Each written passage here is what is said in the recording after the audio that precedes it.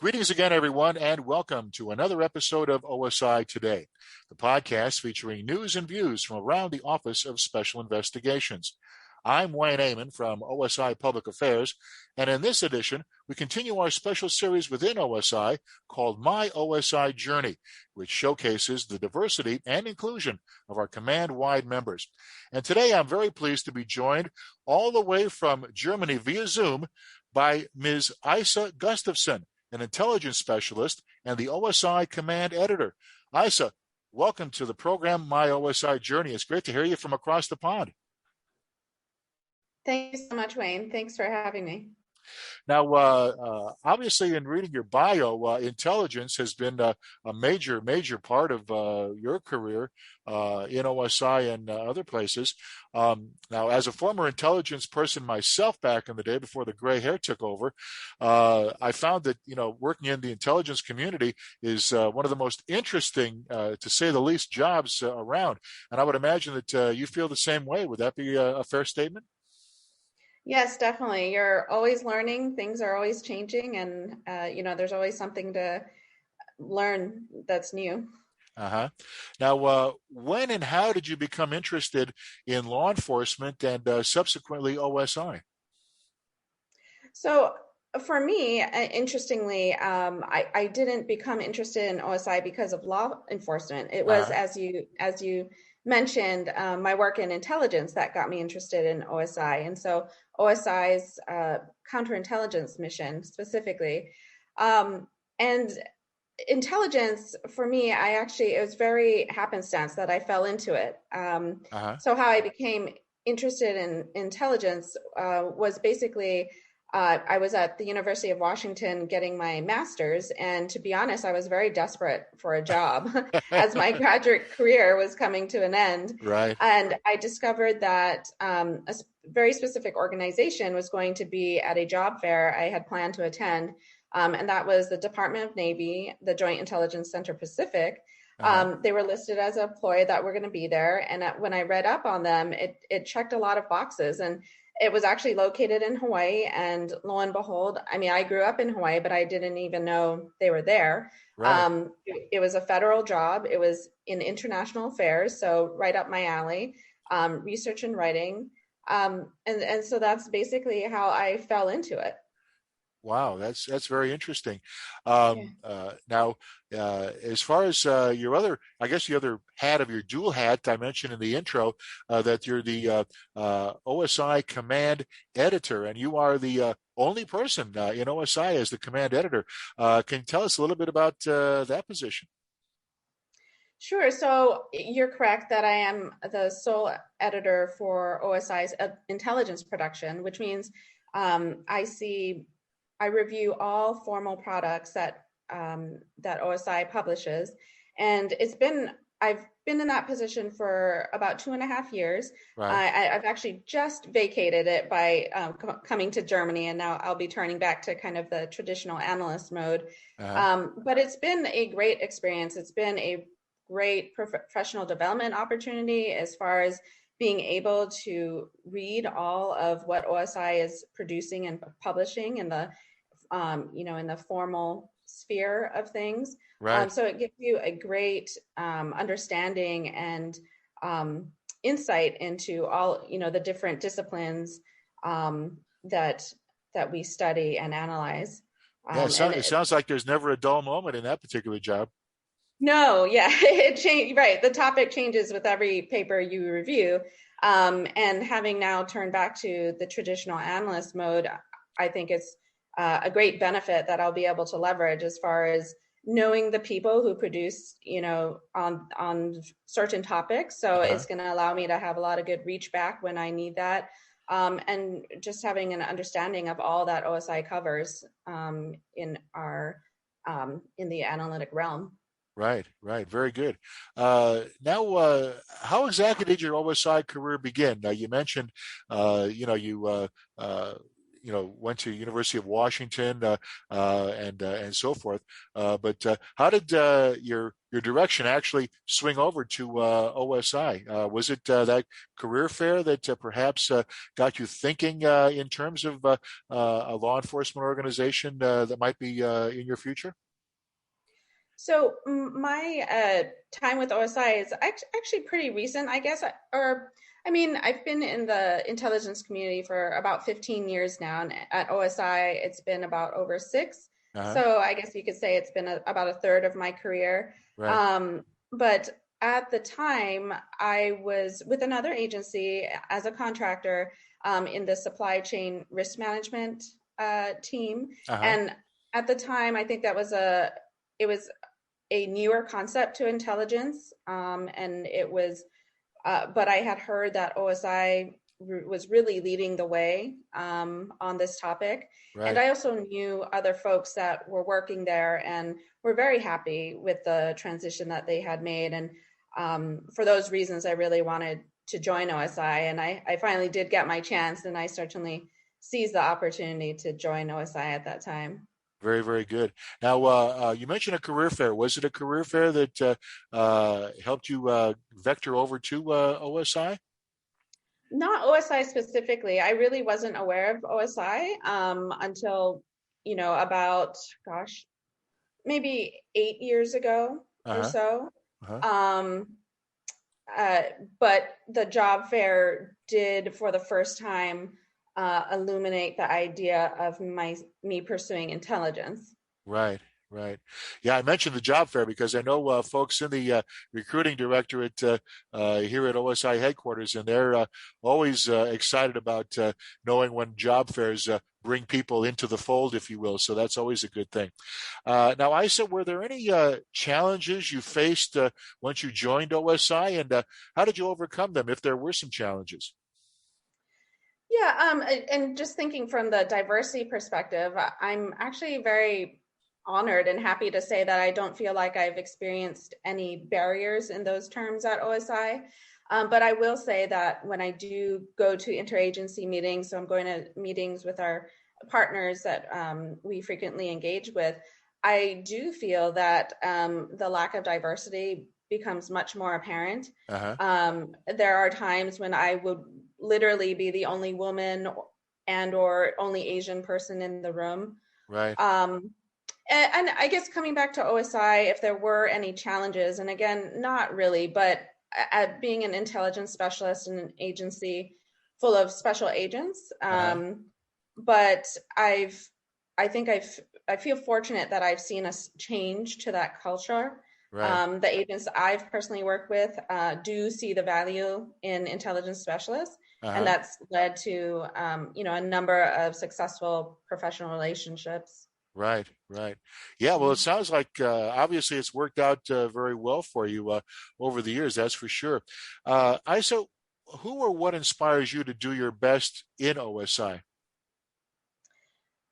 So I think that's a number of people and causes and reasons and things. I think for myself, I myself put a lot of pretty high standards on myself. So put a lot of pressure on myself to do well. So Uh-huh. just naturally, I want to do well. But for my family and friends to be proud of me, Right. I do it for my teammates and my coworkers. I want to be an equal, contributing member. Uh-huh. I want to be seen as reliable and dependable. And then, of course, kind of greater, the greater good, the greater reasons of how our work impacts U.S. national security, Right, right. and what we do protects U.S. interests and American people. And for me specifically, and my husband, who also works for OSI as a Ah, cyber analyst, but he also previously served in the Army for 8 years. uh-huh. I myself, I know that I am not made for active duty military work, but what I do as an OSI analyst, this is how I feel I can contribute and do my part for our Sure, nation. sure. So I feel really good about that. And then, interestingly, I did help recently recruit one of our newer Palace Acquire interns. Oh, very good. Um, Yeah, and she's doing phenomenal. But that also made me think of OSI's next generation of analysts. Uh-huh. And it inspires me that, I want to in turn inspire them and hope Right. that my performance would help affirm their decision to join OSI, and Right. to see that the work that we do is much bigger than ourselves, and to feel good about being part of an organization that's full of people that share that similar ambition. Uh-huh. Very, very Mm. good. Well said too, as a matter of fact. And that leads very well into my next question, Isa, which is, what's the most gratifying part of your job with OSI? It sounds like people can be right up there working alongside some of the finest people out there. Yes, definitely. And I do think this runs along the lines of similar to what inspires me. I mean, I really value that what I do is intellectually stimulating. Uh-huh. In our case, sometimes what we do is groundbreaking, like, going back to the supply chain risk management world. At times, a lot of what we do is groundbreaking because nobody else is doing it. Right. Um, so that's gratifying because you're really involved in new methods, new challenges. And also that, of course, what we do and why we do it is for a cause, other than profit. Yeah. And Yeah. it's really hard to encapsulate in words sometimes. A lot of times it's just a sentiment of, you know, overall satisfaction, personal and professional satisfaction. Sure. Um, but I really do like that OSI is much smaller than other organizations. Uh-huh. And because of that, individually, you really do have an opportunity to make an impact. And we Right. are always looking for ways to be imaginative and explore new ways of doing things. So, Sure. again, it's gratifying to be able to be in an environment that is conducive to that. Uh-huh. Um, and so, with our threat environment that's constantly changing, especially with technology and non-traditional methods, it really is crucial that, we do come up with novel methods and how we respond. And again, it's great that OSI is open to this kind of environment and these new creative ideas. Right. Right. I say if you could do it all over again, I know hindsight's always 2020, but if you could do it all over again, is there anything you would change about your OSI career?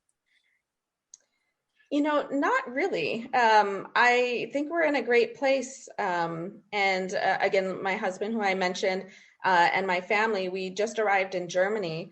And, we're very excited about being here, and we're being able to represent OSI outside of the National Capital Region. Uh-huh. And we're excited about what this means for our family in terms of personal and professional growth.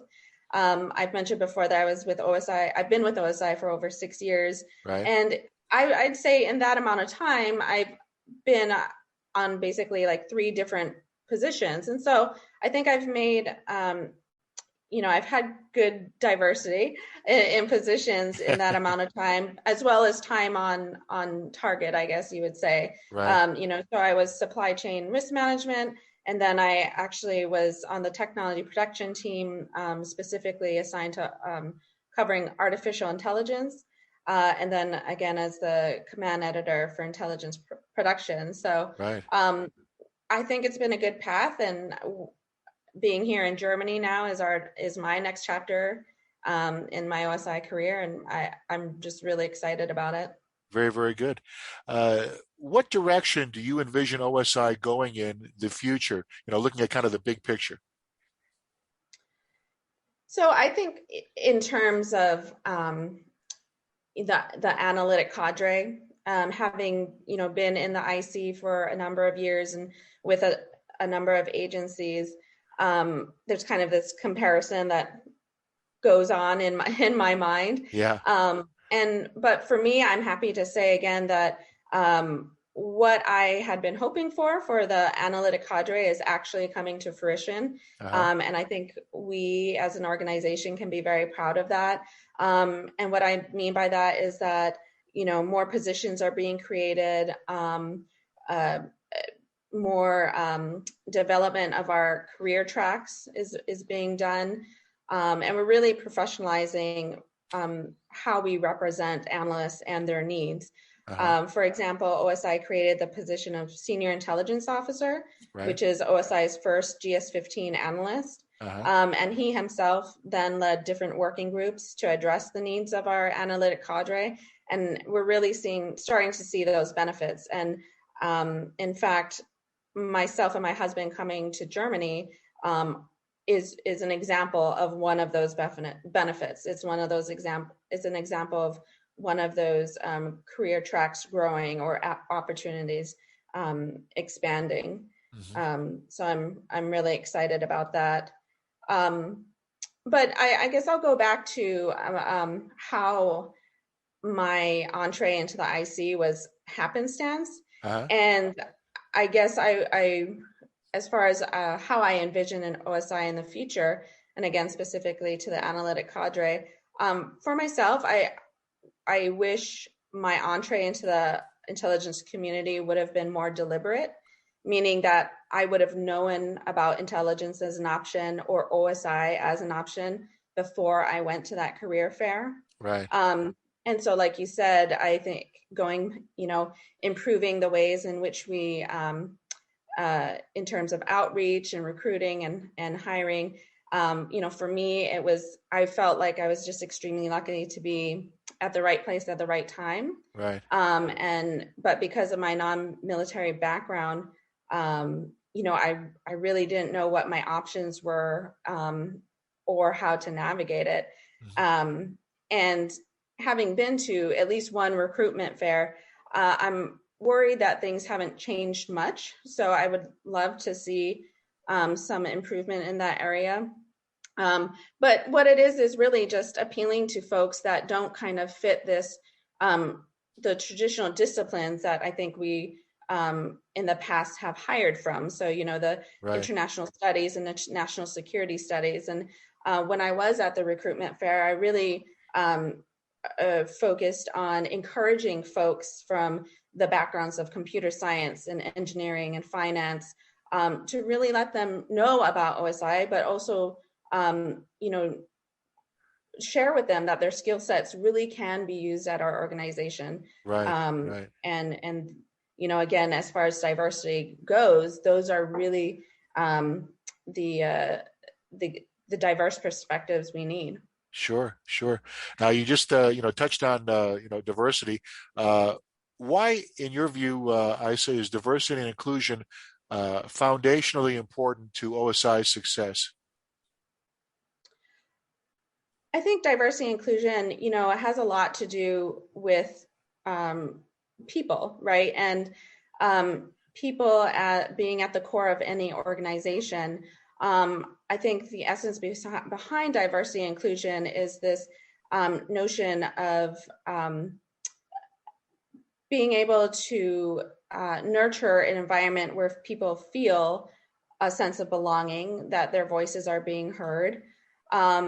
And I think that's when people feel that, that's when you have a successful organization. That's where, you lay the foundation for everything else that comes afterwards. So, the more inclusive we are, the more trust we build, and then we create that stronger sense of belonging and community. And I feel when people feel I think when they feel included, they have the opportunities to share their ideas and their concerns, but that also their ideas and concerns are responded to, then people feel more a part of a team, and they have, higher levels of job satisfaction as well. Sure. Aishah, what advice would you give someone wanting to join OSI? And I'm sure people new to OSI or novice listeners to our podcast, want to know, well, what would I need to do maybe to prepare myself to join OSI? Would you have any tips for those people? Yeah, I'd say, whatever your passion is, believe that an organization like OSI needs you. It goes back to me thinking about the recruitment fairs and those who just maybe don't know OSI can be an option for them. Even if you haven't ever had experience in law enforcement or national security, intelligence, or the military, it's crucial. We need people from all different types of backgrounds to really bring that diversity in thought and perspectives and brain power to our Yeah. organization, to help us with the challenges that we face and the solutions that we need. So definitely, don't self-eliminate because you don't think you fit a certain mold. And then if you come on to OSI, say, welcome. And there's a lot to value in an OSI career. OSI has a lot to offer. But I would also encourage one to broaden their experience. So once within OSI to definitely engage as much as you can, internally and externally, travel, take PDYs, take an L&O position, a liaison position, because those, being able to see what's happening outside of your organization will bring it back, and you'll be able to value more within what you've experienced. Right. Well, Yeah. very, very good words to the wise there, Aishah. No doubt about that. Now, before we wrap things up today, is there anything else that you'd like to add? Yeah, I think it's really important. So, in terms of, we talk about recruitment and hiring, but I also think retention is a big thing. And so I'd like to just talk briefly about what keeps me at OSI. Sure. And again, I've, been in this field for about 15 years and with at least 5 different major national security organizations. And the characteristic that really stands out to me is OSI's true commitment to a work-life balance. It seems like a simple concept, but I can't tell you how many times people or organizations get it wrong. But I've, at OSI, I've seen it offered and honored from the top down, from multiple leaders over a number of years. So it wasn't just personality driven. It's been repeated over a number of leaders. And in my opinion, OSI has by far been the best in providing a professional and equitable and welcoming environment. And, it's not to say that I would have changed my career experiences, because again, I wouldn't, because it's gotten me to where I am today. But I am now able to see the value in what an OSI career provides for me. Right. Well, it sounds like that important leadership thread has made an impression on you through your OSI years. Yes, absolutely. And for me, what excites me personally is I've seen a number of women in leadership positions at OSI, and I love to see that, because it's another source of inspiration, and it reminds me that the opportunities are there, and that simply that I work for an organization that welcomes women in leadership roles. Very, very good. Well stated, to be sure.